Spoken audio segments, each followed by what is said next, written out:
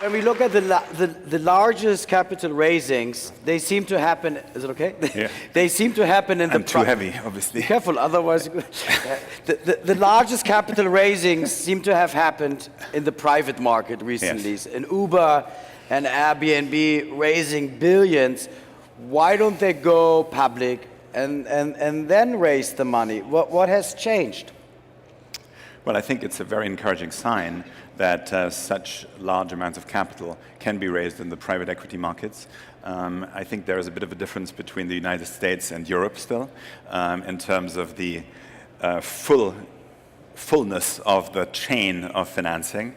And it is clearly a very luxurious position to find oneself in if you are a young entrepreneur that has to build out the business model fully before entering the public markets. So if you've got the ability to use private capital for a very long period of time at very strong valuations, as you suggest, Marco, then all the better for it. But there comes a point when the impermanence of such capital is no longer what you need.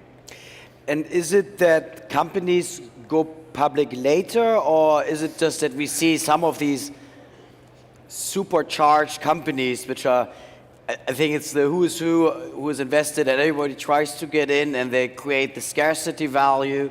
But eventually, those companies will go public. Has the IPO time moved to later? Well, I think there are some companies who stay private forever. Mm-hmm. There are examples in Europe, in the SME sector, for example, very successful companies in continental Europe in the SME sector as well. There are examples of large size in the United States in the data sector as well. But for mere mortals, I think the time comes at some point to seek permanence and reliability of capital. If you don't do this, you will arrive, it is my conviction, at a time when a market opportunity presents itself and the availability of private capital to make that commensurately available in size and timing to capture that market opportunity will rely on the whim of those private markets at the time, whereas public capital permanence is going to be more reliable. So I think it is, for the majority of companies, important to figure out the right time for private capital to move to public. So you have more flexibility to raise capital as a public company, especially when the market turns sour. You have always a fallback there to raise further capital as you have it established. How complicated is it to go public? I remember here you recently merged. Yeah, let's talk about this with the London Stock Exchange. I think the deal's not closed yet. No, we haven't merged yet, unfortunately. So, but it's good that you suggest that it is. But you are in discussions. Yeah, we have announced the merger, but as I'm finding out, these things take a long time. So we are not yet done, and it takes many months more. What was or is the rationale for that merger?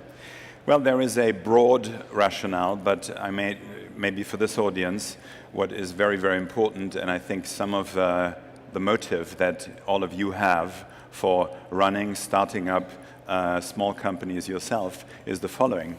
Europe has 25 million unemployed people. Europe has 23 million SMEs. Europe has a declining banking sector by virtue of the post-crisis necessary changes, and we've seen the projection from the IMF for Eurozone growth for 2017 at 1.4%, for the US at 2.5%, where with those figures that I mentioned, we should actually be leading in growth in order to reduce that balance of unemployed people. Now, we all know that very large companies, and we have many in Europe, thankfully, are already in the global competition. So David Ricardo says that by function of the comparative cost advantage, they are not going to be able to create employment. They are in the global competition, they are technifying, they are reducing employment if they want to be more efficient. The growth and employment will only come from small companies. They're starting, they're early stage, they're growth companies, or they're SMEs. This is why we must build a liquidity bridge between financial centers in Europe in order to, I think, eliminate one of the structural disadvantages that we have. You know, Europe does not... Is it more access to capital? Is it... Does it give you an opportunity to cut the regulation and lower the entry barriers to go public, make it less complex, or... No, I think we have, across a number of exchanges in Europe, there are entry stage or growth company segments. Because NOAH market doesn't exist anymore, right? But we have a variety of other segments that provide for growth companies financing, such as the tech sector and so on. Access to capital is to do with creating a network where capital can flow, and the order flow creates for aggregation of liquidity. So the bridge between London and Frankfurt and Milan is very important to bring more investor flow, more order flow onto the same platform. And I'm saying that so fervently because Europe does not have natural advantage in energy cost, never had. Europe does not have natural advantage in labor cost. Europe currently, and for many, many decades, did not have and has not got natural advantage in capital costs. That last point we can repair. This is why we're merging. Okay.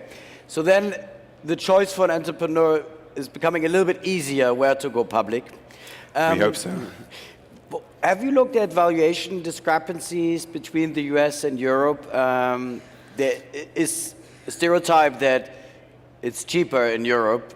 On the flip side, for an entrepreneur, he wants to go to the US because he gets a higher valuation. I don't think that's true anymore, really. Well, I think there is empirical proof of valuation discrepancies. Those valuation discrepancies stem from largely two main factors. One is the factor that I just mentioned. The aggregation of capital is much stronger in the US than here. Europe has 120 equity platforms, equity trading platforms. The US, I can use my hand to count them. Yeah? So that is a bit of a difference. But secondly, the point being also in terms of business model, if you are a US company, you don't have to you're basically in a scaled market immediately, whereas we have to make the single market more single and perhaps also help our small companies along to have, from a business model perspective, a reduction of costs and hurdles of market entry that will then allow for a valuation that is based on a due diligence which basically enhances the revenue versus lowers the cost expectation in the eyes of the investor. So if I want to go public, who shall I call first? Shall I call people from Deutsche Börse, or do I need to find a banker before? What is the first thing, and also when am I ready? These are the two remaining questions. Well, I think young companies need trusted financial advisors. So you need, as a young company, you need to find the bank that you're comfortable with. What is the bank that you're comfortable with? It is the person who's there. The personal relationship is everything. The bank needs to understand and respect your business model, needs to understand how you implement and respect how you implement your business model. The bank needs to be in the market. It needs to know where the flows are in order to advise you best.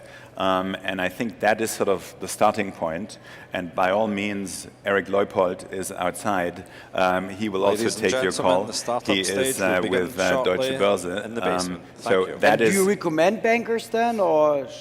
Well, yes, we obviously have connectivity with banks and a lot of experience, and we know what bank might be suitable for company X and Y and so on. So that conversation. So to go to Eric is always a good starting point. Always a good idea, Eric. And when shall I go public? How much capital you should look for to raise? It used to be like 100 million minimum. what is it now, like the average capital raise? Well, I think there is no such thing as sort of the average, but if there are companies that raise 50 million, there are companies that raise. So it can go as low as 50 million. Yeah, absolutely. Okay, and how long do I have to have backdated financials? Is it like still the 3 years or?